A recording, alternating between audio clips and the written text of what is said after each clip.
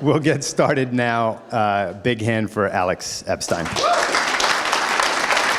All right, so today's topic is keys to communicating with clarity and impact. And I'll start out by telling you the one that I'm going to violate. But this is a valuable one that took me a long time to get. And I got it from comedy, and the idea is never try out too much new material at once. When I used to speak, I would like the fact that I was pretty good at speaking extemporaneously, and I would hate reading things. So I felt comfortable just making a new outline and then speaking from that outline.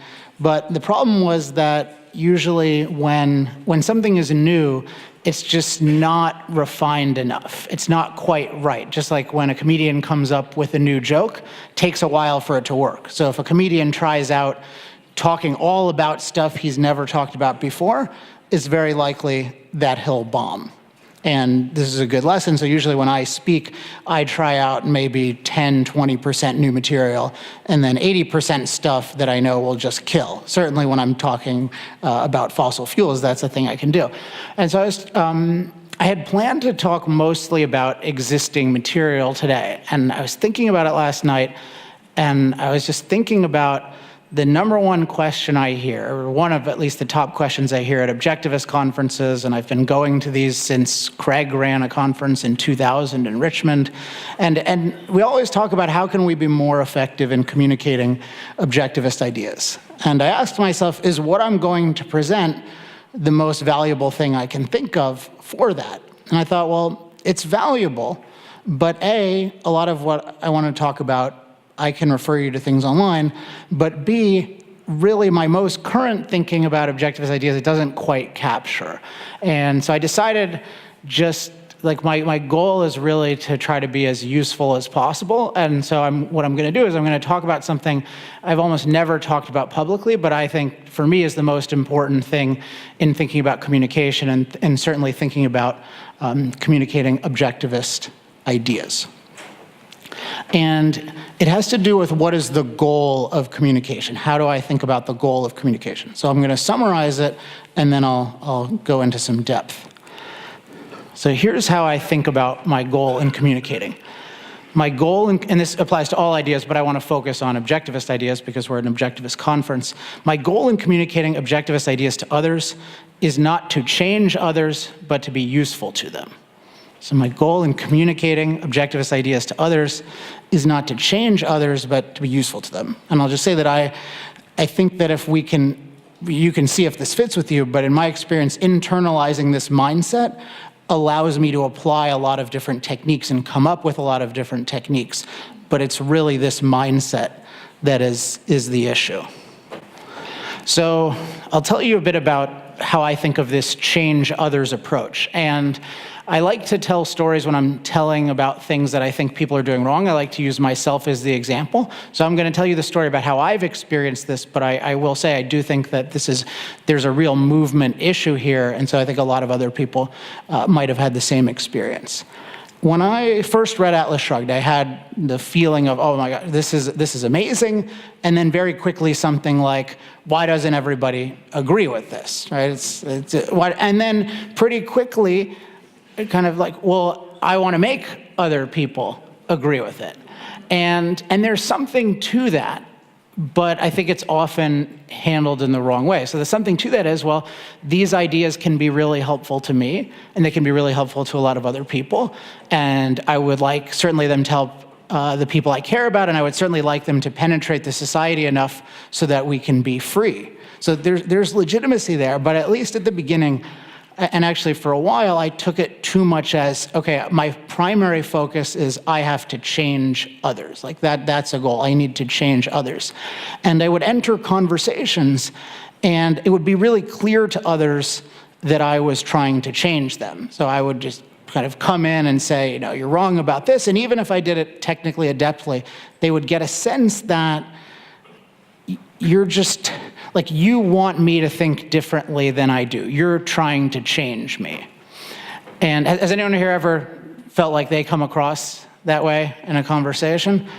So I want to ask, what what is wrong with this? Why isn't it effective? And one way to think of it is, how do we feel when others are trying to change us? When they feel like, oh, I've got the right idea and you're wrong, and you're kind of, I just want you to be a vessel for my ideas.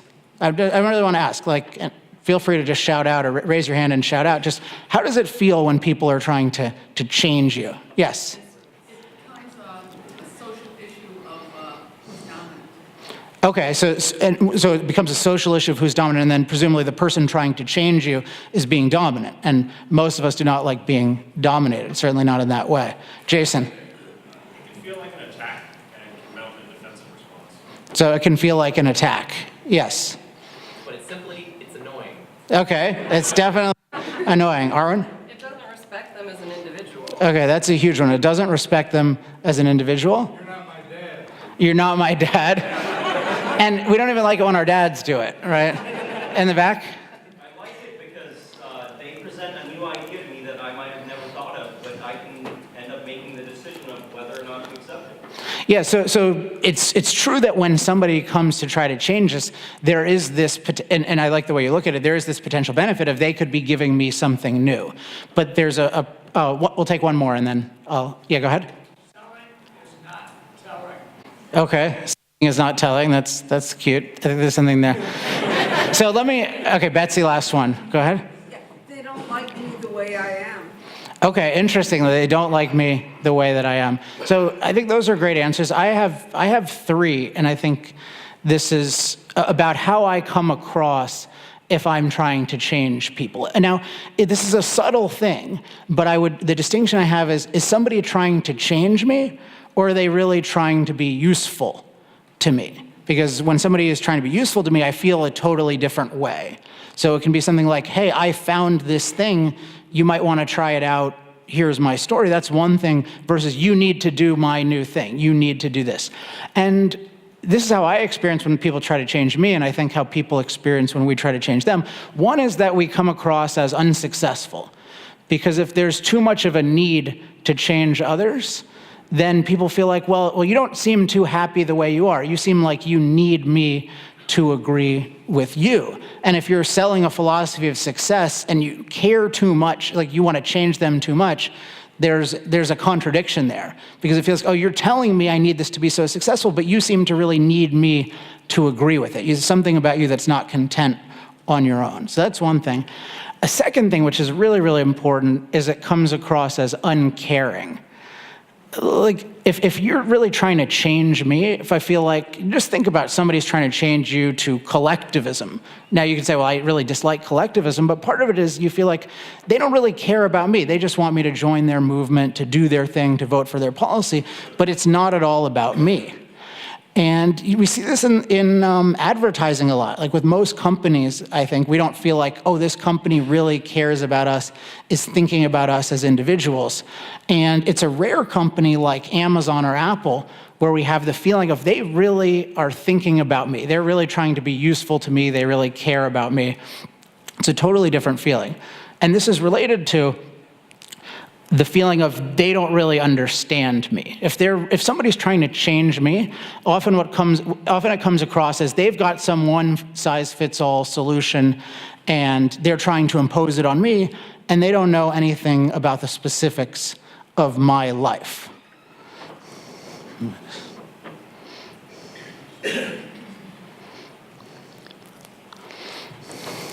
So I think this is something to really think about, introspect about. Are we doing this? Are we coming across this way?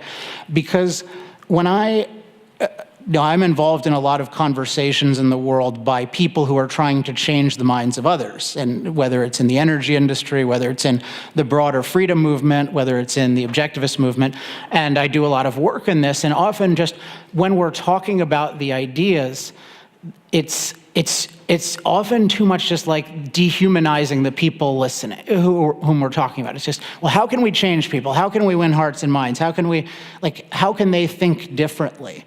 And if we think about it that way, to the extent we dehumanize people, that's going to come across very, very clearly in communication. And it's not going to resonate with them. And so I'll give you where I shifted on this. I had two big experiences that helped me shift on this issue. And so one was talking to executives. A lot of my business in energy is I sell persuasiveness. I help people in industries that I agree with be more persuasive to their different constituents or stakeholders. And one thing, I had a really interesting experience talking to executives, because if you're the CEO of a company, you're not the kind of person that wants others to come in and say, oh, I'm going to change your thinking. Like, oh, you've been thinking all wrong about this. Let me set you straight, like CEO of $10 billion company. But what I found was that if I communicated my ideas with a focus on being useful to them, they would find even extremely abstract ideas very interesting. For example, in energy, one of the ideas that's been most valuable to me is the idea of a standard of value, which is a key objectivist idea or a key objectivist focus. And the idea that in any context we need to be clear on how are we defining good? How are we measuring good? And when I could explain to an executive, hey, this concept which may seem abstract, this is actually affecting the entire morale of you and your company.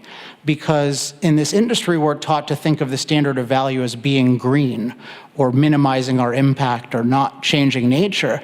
That standard is inherently saying that industrialization, industrial progress, transforming nature, what you do are bad. And therefore, that is going to have a negative impact on you, and it's going to have a negative impact on your employees, and it's also going to have a negative impact on anyone you're communicating to. And what I found fascinating was when I could make that case, showing them that these ideas really mattered in their lives, they were more interested in those abstract ideas than they were in a lot of just specific facts that I had that may seem more immediately useful. So right after the moral case for fossil fuels came out, most of my speeches were just very, very fact heavy. And they went across okay, but what really started hitting was when I would explain to people, no, there are certain frameworks that you need, certain philosophical frameworks, then those are the real things that are confusing you and confusing your employees and confusing people you're communicating to. So it was just fascinating that it wasn't that they weren't interested in abstract ideas. They were, but the abstract ideas had to come across as very useful to them. And as part of that, I needed to think when I started talking about ideas, how are these ideas actually useful to the person in their particular context? So that was one experience I had. Another experience I started having a couple of years ago was I started talking to some really, really bright teenagers about Atlas Shrugged. Some of you may know about the school Van Damme Academy, which is in, where is it now? It's in Aliso Viejo, California, in Orange County, and I would sometimes guest teach The Fountainhead and come in and talk about that because they were reading The Fountainhead. And then some of the students were interested in Atlas Shrugged, and they were super bright students, and I decided, okay, well, like let's do an Atlas Shrugged reading group. And that was fun. And when we started looking at Atlas Shrugged, there are all these philosophical ideas. And I think because it was teenagers who were at a very formative stage, I remember just having this very strong feeling of, I need to be really clear on my job here. And I thought just very, very clearly, my only job here is to be useful to these kids. My goal is not to convert them, it's not to change them, it's to actually help them. And which means that whatever they can find in these books and understand that will be useful to their lives, it's my job to communicate that. But it's not at all my job to change them. And I think that when we really care about individuals, we're less likely to just try to use them as vessels. But when individuals are remote, it's easier to think of them in a dehumanizing way. But I submit that if we can really think of all individuals as they're really individuals like me, anything I do really has to be offering value. And I want to be thinking about that specific individual. It's just incredibly, incredibly helpful.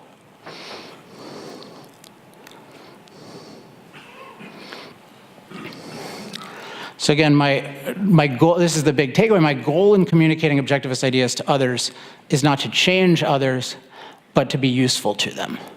And what I hope you do just after this talk is think, if you have this in mind, observe how it changes every interaction and every time you write. Just think about it. If you're writing an article, is this really useful to people? Are you giving a speech? Is this really useful to people? How can I make it more useful? How can I make a given idea more useful? And it will change things in my experience in such profound ways. And so I want to give you two examples of things that we can think of as techniques of communication, but that really you can only use it fully effectively if you have the right goal. So one, and I think of this as an organic benefit, and there are so many of these, but if I'm talking to people really as individuals, respecting them, being useful to them, one thing is that it makes me super sensitive to context. And really, one of the things I teach, and I'm going to give you some, I'll send out some links on this, but I think of all persuasion and communication as context bridging, which means that somebody has a starting context, which is basically the sum of things they know and think they know, and then I want to bring them to my context. So they're at context A, I'm at context B, and essentially what I have to do is I have to figure out what do I need to add to get them to where I want them to be? What do I need to subtract? And then what do I need to modify or clarify? So that's how I think about all persuasion, is how do I build that bridge? But if I'm not really thinking of being useful to the person, it's very hard to be aware of their specific context. So for example, when I was in college, I would think about people's context, and I would be thinking about it, but it would be in just a little bit of a detached way. So I'd, for instance, think, okay, I want to connect with you, like let's talk about, like we all want a great career and great romance, and I'm going to talk in very positive but abstract language about, okay, here's how, like, we're excited about values, let's promote objectivism. And when I look back at it, I think the way I was communicating with them was not really connected, because I wasn't really thinking about how are they experiencing life right now, and then how can certain ideas be useful to them. I was just more thinking about, I've got some ideas, what can I think of that will get them excited? See, there's a different focus. So one is I actually care about the person and want to be as useful as possible, and the other is let me think of a technique or a device that will motivate them. And it might seem subtle, but it's a life and death thing, and everyone can perceive it. And to use the classic example that we all like to use with communication, if you think about Steve Jobs, I think one thing he was incredibly good at is that he felt when he's presenting something, it feels like he really cares about the thing and he really cares about the user. And he talks about, when he talks about the difference between Apple and others, he talks about words like caring. And he says, we have a certain feeling in our heart. And I really take that seriously because he's really thinking about, I want, for instance, his belief was that something amazing happens when you combine one individual and one computer. So it wasn't just, oh, I want to convince everyone that computers are good. It's, I believe that this can empower people. And then as a derivative of that, I want to communicate that. So it may seem subtle, but it's life and death in terms of effectiveness. And I think it's life and death in terms of the right motive. So when we're really focused on being useful to others, then we can be super, super sensitive to every little detail, and then they'll figure out, it'll feel to them like, oh, this person totally gets me. They understand me. Now, people who are really, really good at persuasion and don't care about people really, those people, the best people, what they're really good at is they're really good at pretending in their own mind that they care. Like a really, really good copywriter who's just kind of amoral about it, he'll do what, I think I mentioned this yesterday, he'll do what's called entering the conversation that people are having in their own mind. And he'll interview people and he'll think about, he'll ask them, okay, what are you thinking about? What are your biggest hopes and fears? What are your desires? And the person is not doing it in a really, they don't actually care, but they know that coming across as if they care is going to be incredibly valuable. But what if you actually cared? Imagine how powerful that would be and how much it would save us. And part of that is, if we really, I think the key to that is just to tap into, with ideas first and foremost, what's most useful to us? And then how do I communicate that to others? So for example, you can take any issue, even super abstract issue, and just ask, why is this exciting to me? How did I find this to be useful? So I'll take a really abstract one, which is, this is basically an objectivist idea, but I call it resource creation, which is the idea that resources are ultimately created because a resource is just, they're basically unlimited raw materials in nature, and a resource is just a raw material that's transformed by the human mind to be useful. So for example, I'll ask people, is aluminum a valuable natural resource? And they'll say yes. And I say, well, no, it isn't, right? Because was aluminum valuable 300 years ago, even though it's super abundant? No, because we didn't know how to make it useful. Or was oil, I asked the oil industry, like, is oil and gas, are those valuable natural resources? They say yes, but they're not naturally resources. Before 1859, oil was basically useless, and gas was something that killed you when you went after oil, and now it's a resource. So when I think of this idea, I think about, how does this idea help me? How does it help me now? And then what can I tap into? And I think, well, what was my life like before I had this idea? And what my life was like before is that I was really afraid of running out of resources, and I was really conflicted because I wanted to live in a world where I could have abundance. I liked having more stuff, but then I was told that that abundance came at the expense of sustainability or the long term. So I felt like, okay, everything I'm using now, every hour of light, every bite of food, this is going to come at the expense of either my future or the future of other people. And it affected the way I thought about what the right policy was. It affected my just feeling about the world. And then it was just unbelievably empowering to know that, oh, wow, this is not the way the world works. Actually, the way the world works is we have an unlimited capacity to create resources. And so then we can enjoy abundance. So that's, when I think about that idea and I think about talking to others, my first question is not, how do I get this person to agree with me? How do I move them? It's, why does this idea matter to me personally? And then how can that help them? But it's really just, whether it's as if the person has, when I'm talking to someone, I almost think of it as, if they're asking me about ideas or talking to me ideas, it's as if they've hired me to help them. And my only job is, I have ideas that can be useful to you, but I want to give them to you in a way that's useful. Now, I've probably used the word useful 100 times today. Why do I use the word useful? Can anyone guess? This is because often we talk about valuable and other things. Yes, Betsy. Okay, it's connected to self-interest. Any other thoughts? What's that? Offering a benefit. Here. So it's offering a benefit. So the reason, yes. Suggests that ideas are practical. So yeah, it suggests the ideas are practical.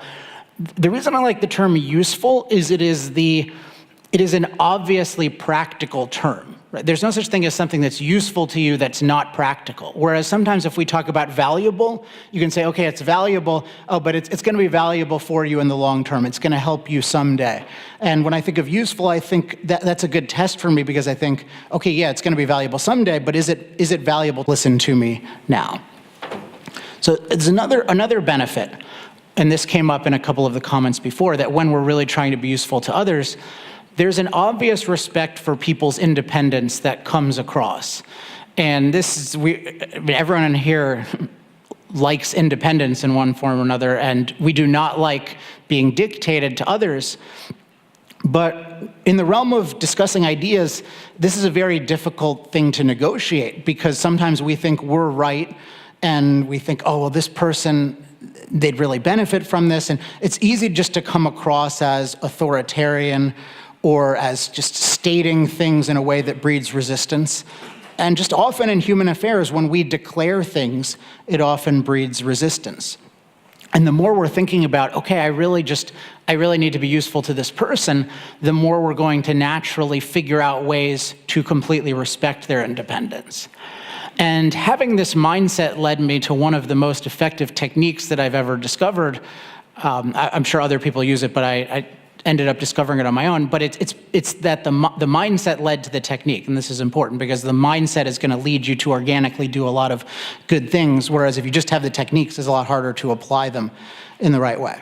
And I'll tell you the experience, and then I'll tell you the technique. And the experience was, and I see that Anu's in the audience, so she was actually around. I don't think I told her about this at the time, but I used to be at the Ayn Rand Institute, and I would always want to go to the LA Book Festival, which is one of the biggest festivals of the year with books. And you'd get to talk to all these people who'd either never heard of Ayn Rand or had heard of her a little or had heard of her a lot. And it was exciting to be able to talk to them and to see how they held things. And I remember early on when I would talk about, say, Atlas Shrugged, they would, here would be my approach, because I just felt like, oh, they need to know about this. This is the greatest thing. And I'd just say, oh, this is the greatest book ever. Like, you got to read it. It's the greatest book ever. And how do you think they responded to that? Any guesses? That's your opinion. Yeah, that's your opinion. Yeah. So it bred resistance, and it understandably, because what was I doing? I was declaring something to them. They didn't really have the context to process, and it definitely didn't feel like I was interested in them or I was aware of their particular characteristics, because if someone else said, oh, this is the greatest book you have to read, okay, well, think about how you'd respond to that if you didn't know about Atlas Shrugged and someone else just said, and not even if it's like Dianetics or something like that, where you feel like, okay, I'm not gonna like that because it's Scientology, but imagine just, I don't know, like just a general, like Philosophy 201 or something. Somebody just says, this is the most amazing philosophy book ever. You have to read it. Your first reaction would be, no, I don't. Don't tell me what to do. I don't have to do that. You don't know me. So there's just, whenever we're dealing with talking to others about knowledge, we have to be really respectful of their independence. And so I started thinking about this with Atlas Shrugged, because I really thought, oh, well, this will really help people, or at least there's a good chance. So then later I just started saying, when they came up to the table, I'd point to it and say, hey, like, have you read that book? And sometimes they say no, and I say, oh, it's my favorite book. And that was it. And how do you think they responded to that? They say, why, right? They're intrigued. And then I would just tell a little story of it. So there are different versions of it, because there are so many things I like. But one thing I'd say is, okay, well, when I was young, I really, I had this idea that I wanted to make something in my life, and I really liked heroes, and most of my heroes were athletes. And I wanted to see cool people that I could admire and learn from. And when I read this book, there was this one guy, Francisco, and it was like this author had captured everything cool that a human being could ever be and put it in this one person. And I just loved him, and that really got me into this book. And so what do you think if they hear that story, how do you think they'll react? Yeah, check it out. So they're intrigued. So declarations breed resistance, but stories often breed curiosity. Now, there's subtlety, though. So I call this the opinion story. And this is pretty much how I communicate everything now. Even I used it today. I used it yesterday. I use it all the time, which is that I tell the story of how I came to my opinion. Now, it doesn't mean that it's not an arbitrary, subjective story. So I'm not just using stories randomly. They're actually very intellectual stories. I'm telling about a specific intellectual journey I got to go from point A to point B. But here's the thing about an opinion story. If I tell you an opinion story, do you feel like you have to agree with it? No. But you're actually more likely to agree with it, because when we can look at things independently in a relaxed way, then we have the opportunity to say, hey, this fits with me, this doesn't fit with me.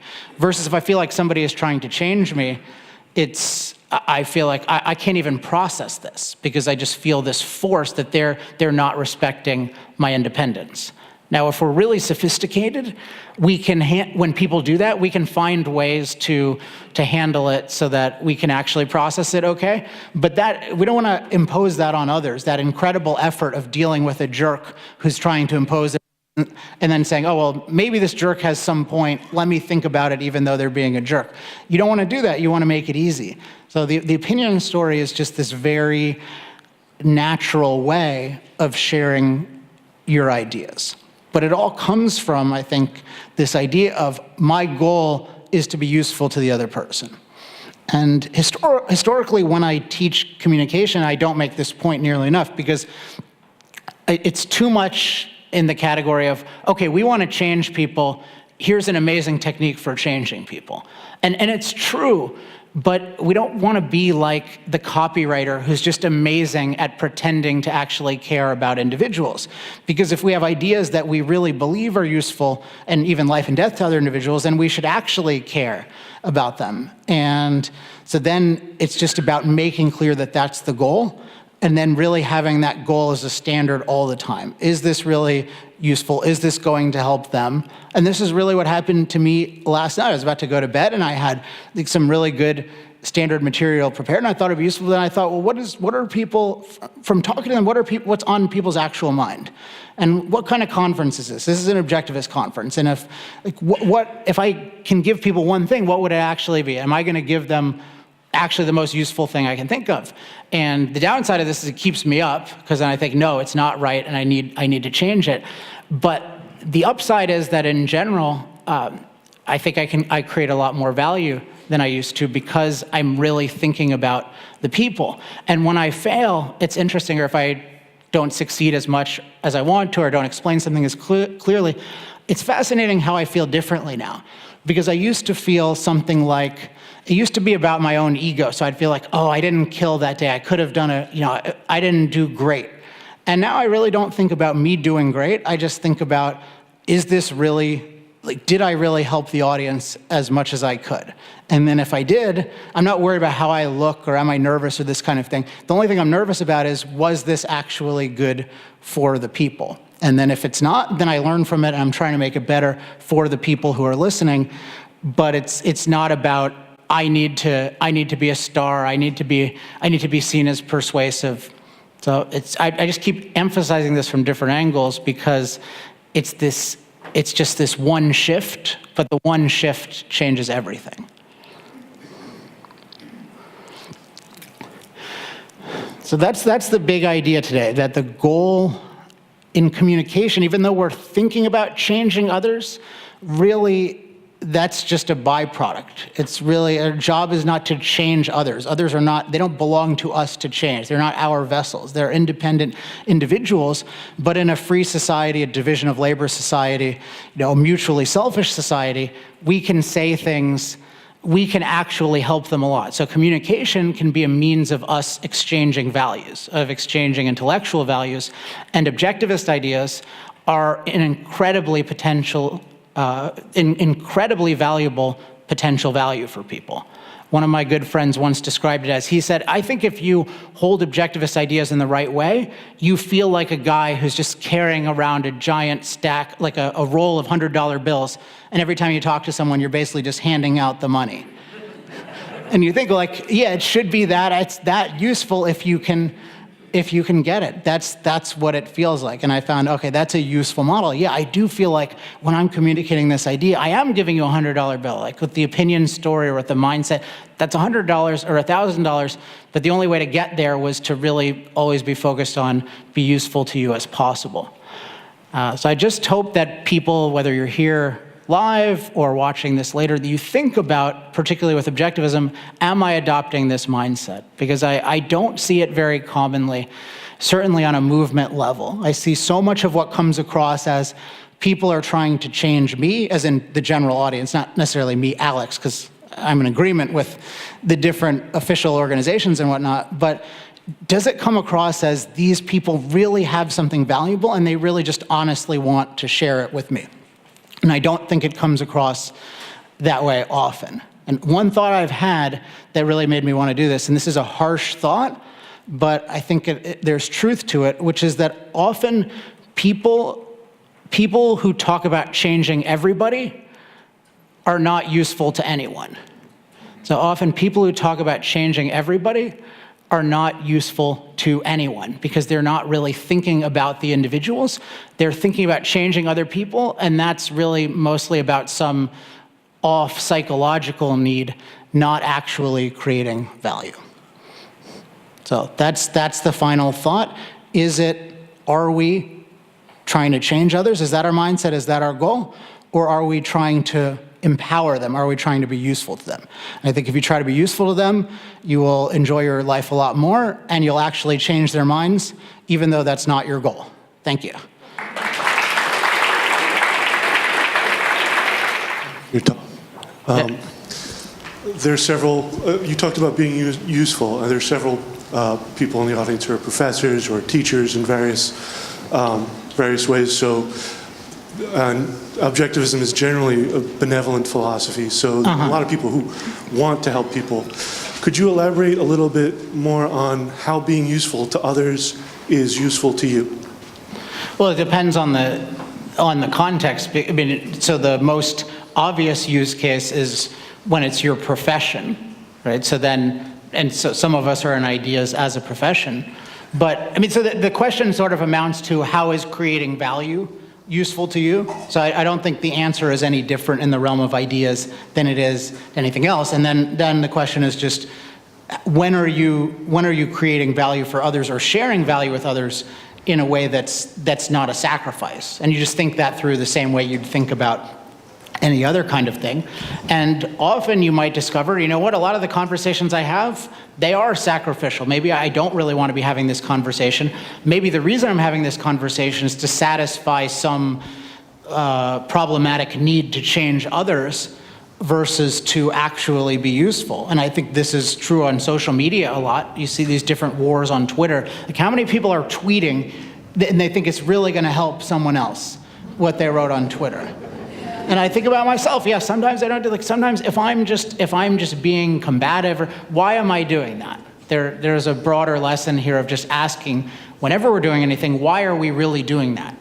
And being open to, oh, this might not be the best motive. That doesn't mean I'm going to condemn myself, but it just means, oh, I should be aware of that. So I do think that people who are not focused on being useful with ideas will often get in conversations about ideas and for motives that are not healthy for them or anyone.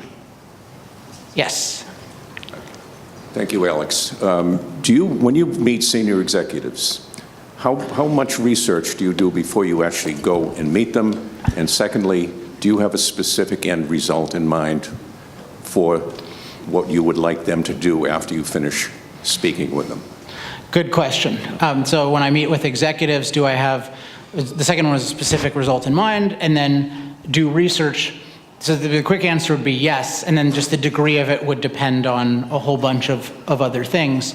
But in advance of the meeting, if we're not just meeting on the street, but there's a scheduled meeting, I think a lot about what is my goal in this, and then what might be their goal in this. And then in the meeting, I really want to get quickly to what are they trying to accomplish. And there's a lot of stuff in sales that's very useful in life.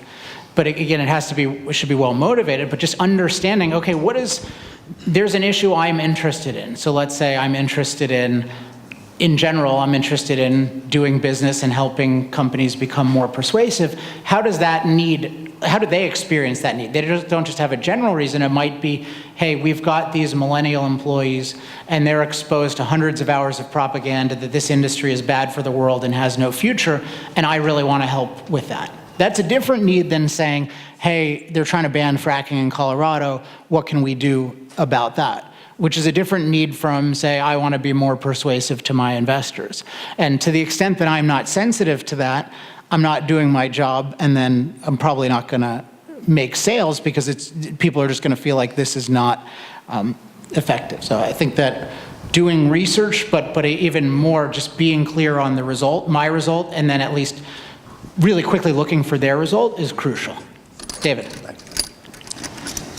Thinking about being useful to people, I guess it's part of that is solving a problem that they have, and yes. Changing people is probably solving a problem that I have, which is like, you're wrong. That's good. I like that. But I think that there's something in that, like, a lot of times the kinds of conversations that you're talking about are ones where it's like you're wrong and it's a threat to me, right? Yeah. It actually is a problem I have, is that I'm worried that your political opinion is going to end up causing me harm. So how do you take that kind of an approach and convert it into how do I be useful to you and not attacking me? Well, it's okay to make the point to somebody that they're taking a position that's going to hurt you illegitimately, and that can be part of what's useful to them is they don't actually want to do injustice. But presumably, now there's some situations where like they're getting a particular subsidy and you're trying to tell them, like, stop stealing my money, I want my money. Like, that happens occasionally. That certainly happens in my world in a large scale. Like, okay, I say, Elon Musk, stop taking my money for this. Like, you're doing this well, but you're stealing my money, and stop stealing my money. And then if I have that conversation with him, which I haven't yet, but that would be like, there are difficulties there. There are difficulties if somebody has a direct motive, including a status motive or a monetary motive. Like, if they have if they are being paid in effect to be unjust, that can be difficult. But 99% of the situations, that's not really it. It's usually that they just think the policy is right in some way, and you think it's bad for you, but you probably also think it's bad for them. So you just think about, okay, this is an individual, and I want to help them see that this policy that they're supporting is bad for all of us, and it's also bad for them being fair. Also, when we get in these conversations in terms of motive, it's usually not that we're talking to the one swing voter who's going to change the conversation. So it's just interesting to think of, is it really that we're bent out of shape to change the person because we think, oh, this one person is going to be the big difference, or is it some other motive? Hi, Alex. Thank you for the talk. I was reading that essentially opening divergence when you are essentially arguing with somebody. I mean, sometimes you kind of have to try to change the opinion, even though it's much better to do what you said. I was wondering how effective that actually is. So, for example, let's say the person has like radical Marxist views. Instead of like approaching like from a common point, like providing welfare for the people, and then like trying to bring them to your side, versus like I'm just like immediately going to the other extreme and make the person feel uncomfortable and go to your side. Like, I was reading an actual psychology book that works. What do you think? I don't fully understand. So what would it mean in the case of Marxism? Just elaborate. So it was just a more of an example, but I was more meaning in the point that of when you how can I say, explicitly, blatantly disagree with the person, it kind of creates like a discomfort, which makes the person kind of like go more to your side to kind of like, how can I say, settle this discomfort. That's what I read like a psychology book and everything, and I was wondering if there's any validity to this in your experience. I don't know. I mean, with the kinds of ideas I'm usually using, they're minority ideas, so people don't feel that compelled to come to my side just naturally in the conversation. Let me say something that might be useful about how I think of being useful even when there's a big divergence. So I don't think anyone would interpret it this way, but just in case there is any confusion, it's not at all that I'm thinking, oh, how can I say something that's useful to advancing their Marxist agenda? It's nothing, I'm not appeasing it at all. But I have to think about, well, here's a question that I ask a lot and that I find very helpful.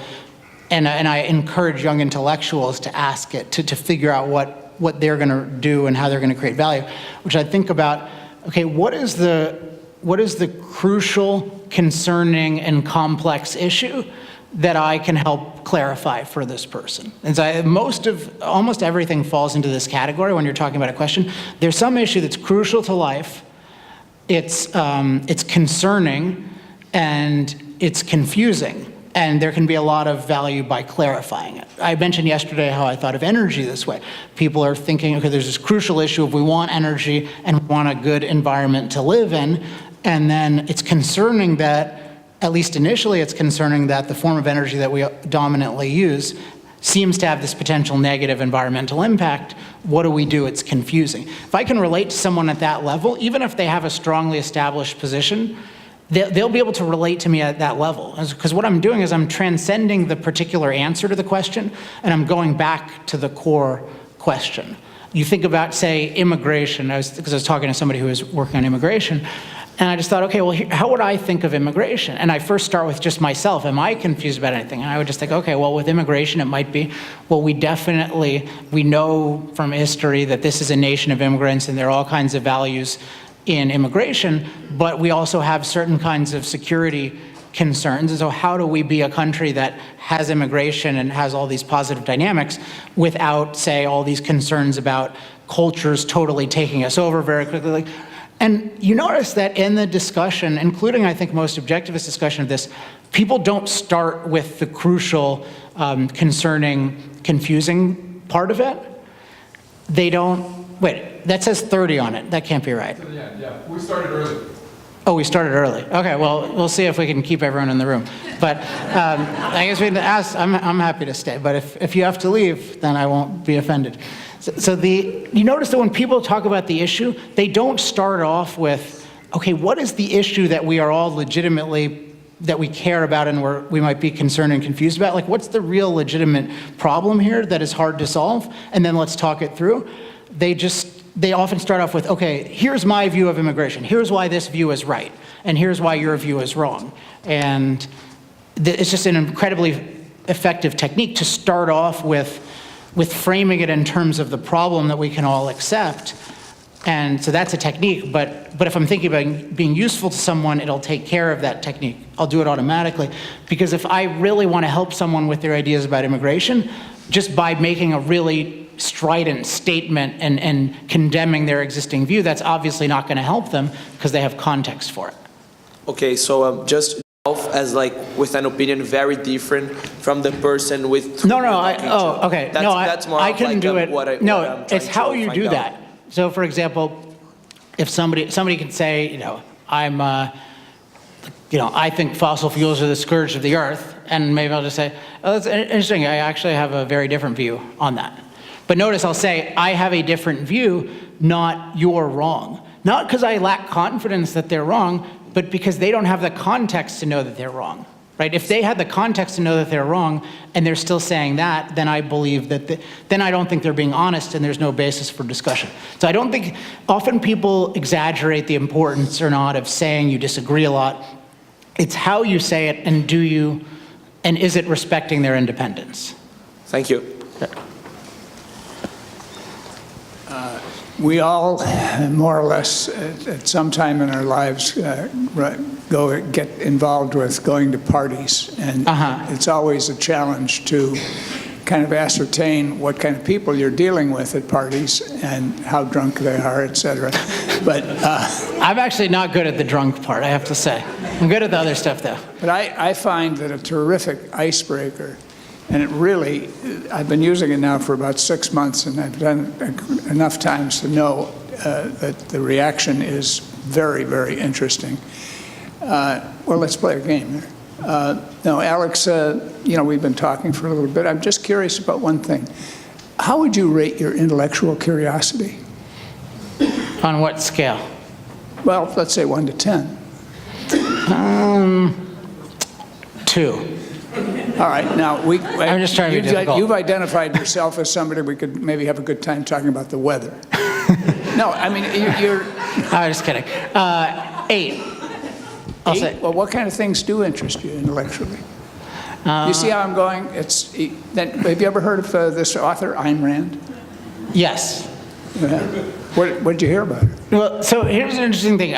So technique, so I think these things can be useful, but the mindset is important. So I'll just tell you how so I'm not saying this is good or not, but with questions, you have to be really careful about how they come across, because it's very easy to come across as I'm superior to you. Like I'm Socrates and I'm gonna trip you up. So you asked me to rate my curiosity 1 to 10 and I feel like, okay, there's a trap coming.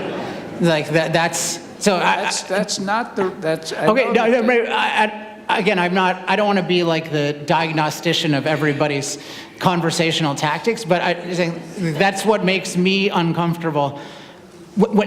Anytime people ask a question and I don't think it is a real question, then I feel off. Suspicious. Yeah, I feel suspicious. So it may be that, hey, intellectual, there's all these techniques in persuasion that I think have something to them. I mean, there's in this book, Robert Cialdini, called Influence, and he has 2 books, Influence and Persuasion, and one of the ideas is consistency or integrity, which is that once you get somebody to self-identify as, say, curious, or he'll often use adventurous. So you get someone to self-identify as adventurous, and then they're more likely to agree to an adventurous idea or do an adventurous thing. I think there's legitimacy there, but it just has to be used in a way that has a lot of integrity and that doesn't cause other problems. So for example, I would, like a question I use a lot if we're talking about some issue where there's costs and benefits, I will say something like, well, would you agree that we should look at, that we need to look carefully at the costs and the benefits of everything? We can't just look at the costs of solar and the cost of fossil fuels and the benefits of solar. But that's a real question. Like, it's not that I'm curious, like, oh, wise one, tell me what you think of this.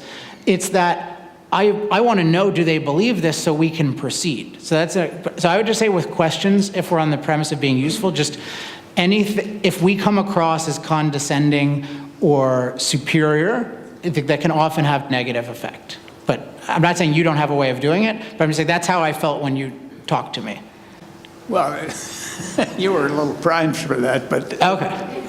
But the way I do it is I don't, I'm not hostile in my demeanor or anything. Mm-hmm. It's just part of the natural conversation. I heard somebody ask the other day, and I thought this was an interesting question. How do you rate your intellectual curiosity? Yeah, but it's interesting. What about you? Okay, the last thing I'll say about this, it's interesting that didn't actually happen. Right, if it's a made-up thing, like you didn't actually hear that the other day. So in conversational tactics, it's important. Like if we say, "Oh yeah, I heard this," there's a focus group recently, and the guy was saying, he was bringing up my book, and he was just saying like, "Oh yeah, the other day I saw this in an airport." And I was just listening, and like, that did not happen. You just made this up, and it's just there's a real question of do we need to do this? Like just say, "Oh, it came up," because either we're like amazing liars or we don't quite regard it as what's going on there. So I think that just the more, if I can think of, okay, really I'm trying to be useful to the person and I'm really going to just be authentic about it, I think that's the easiest way to go. I'm not objecting to any of that. Okay. I think that's I think everything you've covered here is dynamite. Okay.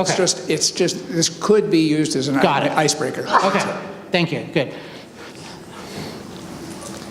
Thanks for your talk. Sure. I think that this stuff is crucial if we're going to reach people and help them live better lives. I think this is exactly the approach we have to take.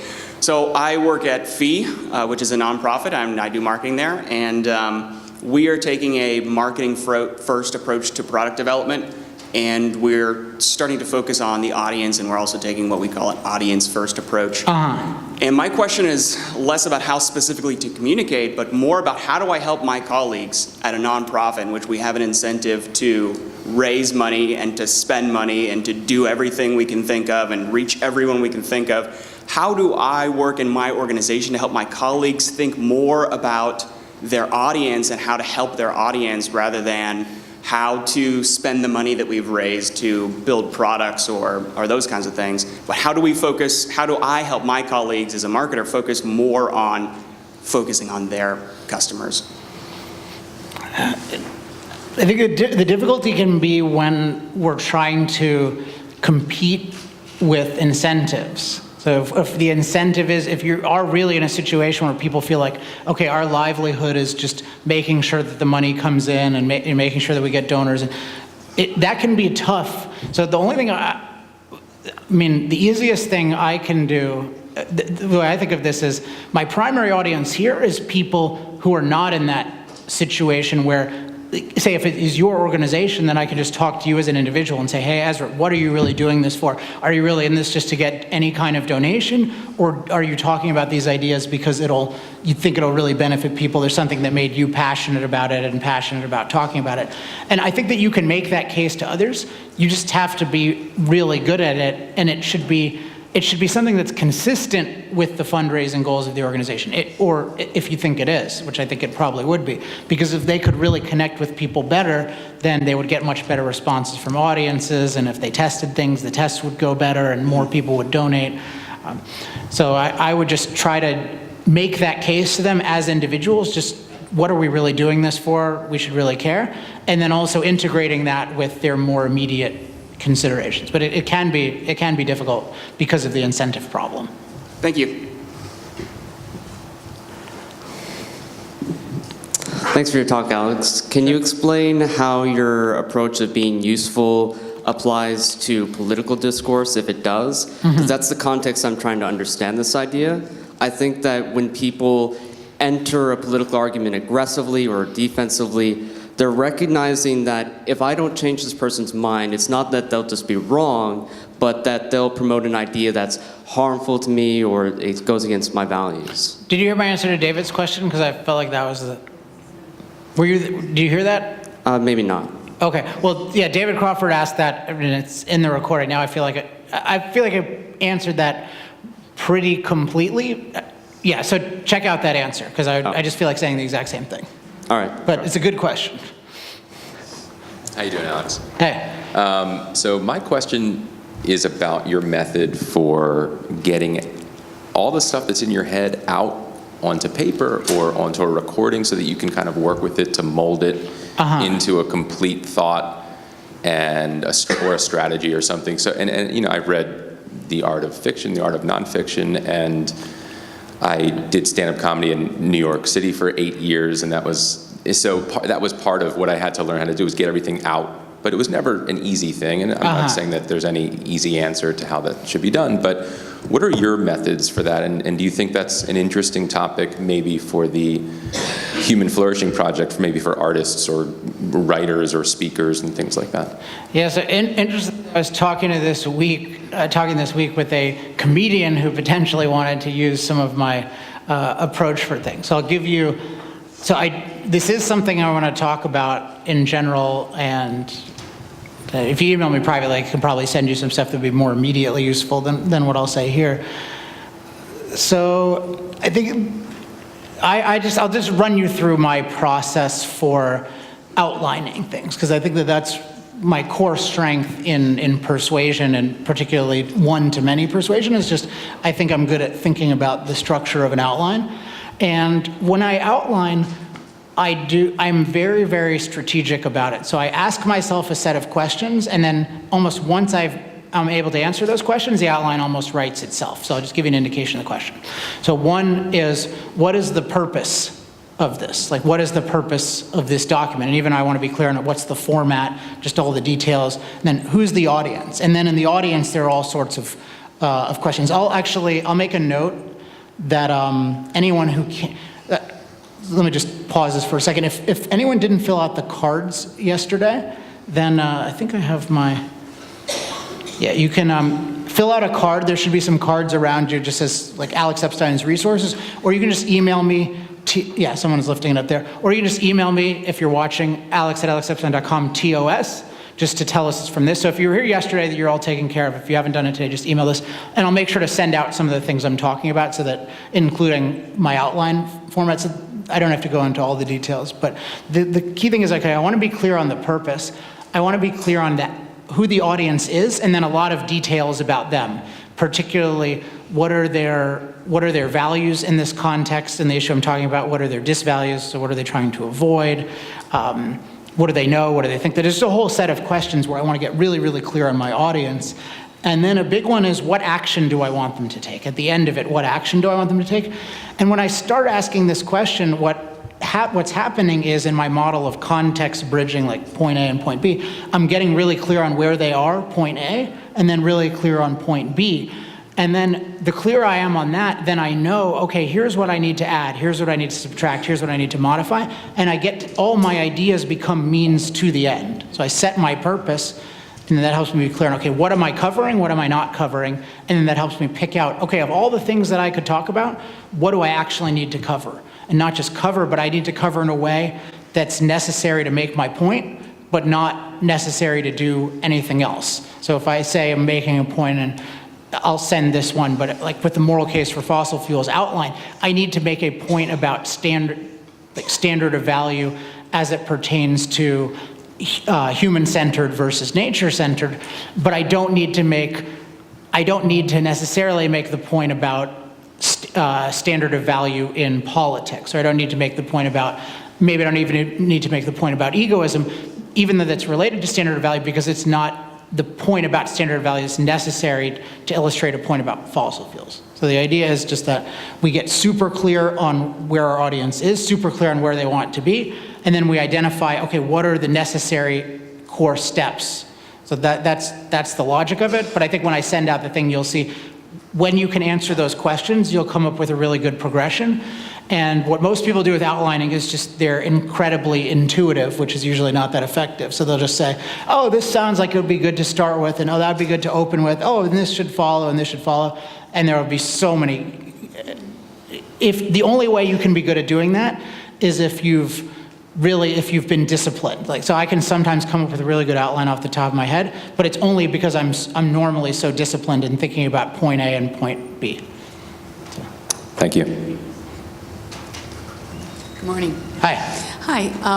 I'm struck by the way in which what you're recommending is very similar to the way the strikers in Atlas Shrugged treat the people that they're trying to persuade. That's interesting. I never thought about so that. I wondered, that's why I wondered if you ever thought about it, specifically how they're very sensitive to the context of the person and the other person's process of learning and what they need to know when. So I just wondered what you thought. I'm glad. It's a great point, and I wish I had thought of it, but you thought of it, so congratulations. But yeah, it's. I mean, certainly in Ayn Rand's fiction, you can see this. The nonfiction is interesting because the nonfiction isn't often written for an audience that's familiar with her fiction, and so that can sometimes lead to bad lessons for the rest of us in terms of how to communicate, because she's assuming much more context than we should ever assume when talking to a general audience. But if you say read The Fountainhead, you can read that starting from any perspective and it makes sense to you. And you just think about the way that the way the characters think, and it's just so relatable. You know, just think about even Peter Keating. And of course, yeah, we know we're not exactly supposed to like him, but there's a lot to relate. Like, you can understand why he thinks this way. It makes sense. She's not trying to primarily persuade us of something, but there's just, as a master storyteller and someone who's developing ideas in a story, she just has this incredible respect for our context, so that once we we can just get the idea. So once we get the difference between Rourke and Keating, it's just totally organic. It doesn't feel at all like, oh, somebody declared it to us, because once it's declared, we've already seen all the raw material. So, and then I think in Atlas Shrugged, yeah, particularly the way that Dagny is treated is amazingly respectful, because and even as an audience member, I would always be very impatient. Like, why is it taking you so long, Dagny? Yeah. You know, isn't it obvious? Yeah. But they're just incredibly respectful. And I think maybe the best part on that is this scene at the end of her first day in the Gulch, where she's talking to Axton, and Axton is even more conscientious about this. But then Mulligan, who's one of my favorites, and he basically just says, all right, shut up and stop bothering her. So those two combined, I think, are the model, because he's just, when he's talking to her, he's super respectful of her context, and then he's even saying, all right, don't even talk to her too much. She needs to think about it on her own. She doesn't need us to do it. So You're talking about the scene where she's trying to decide whether to stay in the valley first or time. not. The first time she is Yeah. trying. Just that Axton is incredibly conscientious, and Mulligan is in a sense even more conscientious, because he's saying, like, just don't bother her. Like, they don't want to impose anything on her. Yeah. So I think you're right. That's a great model. So thank you. How about how patient Rourke is with Dominique? Yeah, that would be another one, and that's often where, as audience, we think, oh, what is so wrong? But it's worth thinking about, why is he patient when we might not, just speaking for myself, when I might not feel patient? And part of it is that Ayn Rand has just an incredible sensitivity to the ways in which people can go wrong for good reasons. Mm-hmm. And also how people are so complex that their learning process is very individual. Yes, definitely. Thank you. Thank you. Hi, Alex. Hi. Hi. So I'm a full-time student, and I have experienced over the course of the past couple years definite, I would say, political injection and identity politics, on campus, in the classroom even. Whether it be wittingly or unwittingly by my professors and the people around me, it's like vicious. But anyway, so I typed up my question. It's kind of wordy, so. Okay, you just read it quickly, because it just. I'll try. So I've been engaged in conversations for the past few days concerning how to expand our message to those around us. Some people are of the opinion that an explosive interview with someone like Jordan Peterson or some other trendy pop culture intellectual would be productive. And my question is, would the publicity that such an event would provide, how do we weigh the pros and cons, or what's your opinion of taking on a lot of dogmatic individuals who simply decide they're going to identify as an objectivist, then pervert the theme of individual liberty and rational self-interest? Okay, so I'm going to try to answer what I think is the spirit of that, because just let me put it in the framework of what I'm talking about today. And so there's one thing about how do we, so is it Jordan Peterson that they're concerned about engaging with, or somebody? Just anybody. The idea of like such a massive, being viewed on such a big platform, and I just, it's relevant to me, I guess. Because so here's how I think of it. This is how I think of it in myself when I think of this kind of thing. I think, yeah, it could be very useful as long as I can say what I think clearly, as long as I'm not saying something that I think is wrong. But I could say something, as long as I can say something that I think that's important, then yeah, of course it would be good to talk with somebody where I can get that. But here's how I think of this. Here's how I disagree with how I saw people thinking of Jordan Peterson and the event that the Institute did about it and stuff. There's just this feeling of, okay, he's got this huge audience, and like, we got to get that audience. And that's very much like, okay, there are a bunch of people he has access to, and like, somehow we got to change them. At least that's not necessarily the Institute's perspective, that's some people's perspective. And I don't think of it that way. I just think of it as, what bothers me about the way, there's just something about almost cynical about saying, okay, like, do we engage with this person to get access to his audience, versus just saying, okay, there are a bunch of people that might find these ideas really helpful. Like, what's a way to get to them? Like, what's an honest way to get to them? And if it's engaging Jordan Peterson in a certain way, then maybe that's a good way. But for instance, it can't be engaging Jordan Peterson in a certain way that somehow we're not being honest, or like we're pretending to, or I'm pretending to agree with him more than I do, or something like that. So it's just one of these subtle things where you save yourself so much trouble by just being honestly motivated just to reach the people in a very direct way. But you're thinking about the people. How can I actually, like, this would actually help the audience. How do I reach them? And then that will give you the context to decide when and how to engage, versus thinking of it as, okay, we got to change people, let's find a big audience, but when we find the big audience, how do we interact with the guy who gave us the audience? Are we nice to him? Are we mean to him? Do we talk about this? Like, it'll all organically resolve itself if you're just focused on reaching the people in the best way possible. Awesome, fair enough, thank you. I've heard people who write on politics say kind of that their goal is to give people intellectual ammunition. And thinking about that in the context of what you're saying about being useful to them, you could say that's being useful to someone, like giving them intellectual ammunition. Yeah. But it's a very violent metaphor, and it basically is saying, let me help you change people.